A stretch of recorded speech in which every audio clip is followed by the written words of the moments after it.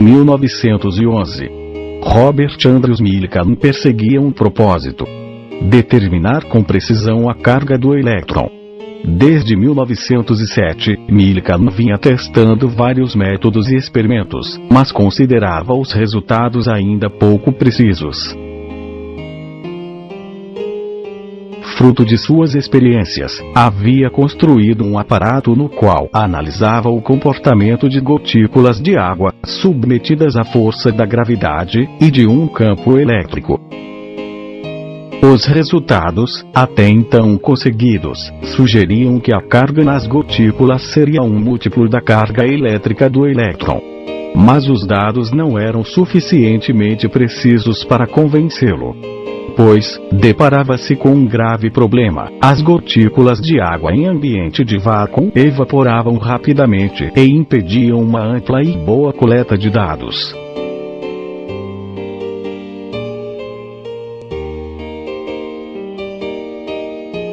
Harvey Fletcher, que trabalhava com Millikan na época, sugeriu o uso de óleo em vez de água, imaginando que o óleo ofereceria uma maior estabilidade das gotículas e melhores condições de obtenção das medidas. Fletcher, então, iniciou algumas experiências utilizando óleo no sistema construído por Millikan. Embora com propósito grandioso, o sistema criado por Millikan era relativamente simples.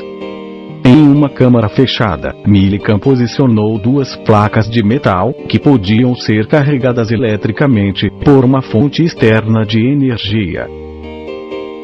Para evitar variações de temperatura e pressão, essa câmara estava inserida dentro de um recipiente maior cheio de óleo.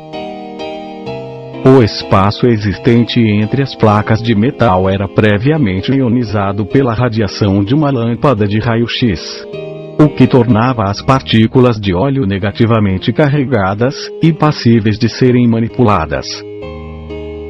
No lado oposto ao raio-x, uma fonte de luz estabilizada por um longo tubo de água iluminava o interior da câmara.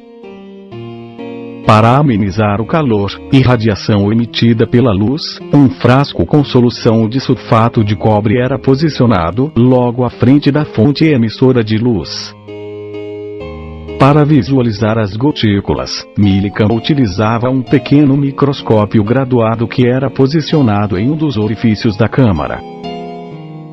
Um atomizador externo ligado a um pequeno cano permitia borrifar uma névoa de óleo sobre a placa superior. Quando o óleo era borrifado, somente algumas gotas passavam por um pequeno orifício cortado na primeira placa de metal, indo em direção à segunda placa. Com as gotículas dentro da câmara, iniciava-se o processo de coleta de dados. O primeiro passo era capturar uma única gotícula dentro da câmara. Por meio de um interruptor que controlava a carga elétrica das placas, era possível manipular o movimento da gotícula. Sem o efeito da carga nas placas, a gotícula caía por força da gravidade. No entanto, quando o interruptor era acionado, a placa superior era positivamente carregada e a gotícula subia movida pela força de atração. Quando desligava-se o campo, a gota caía novamente. Fletcher, então, cronometrava repetidamente o tempo de queda e ascensão da gotícula, usando a escala graduada no visor do microscópio.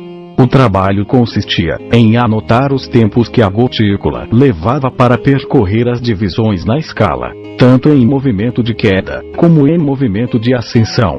Com os dados em mãos, calculava-se a massa da gotícula, e em seguida, utilizando a equação de Millikan, sua carga. Como não era possível determinar quantos elétrons haviam nas gotículas, era preciso analisar centenas de dados e buscar o mínimo denominador comum entre eles. Esse denominador comum seria então a carga elementar do elétron.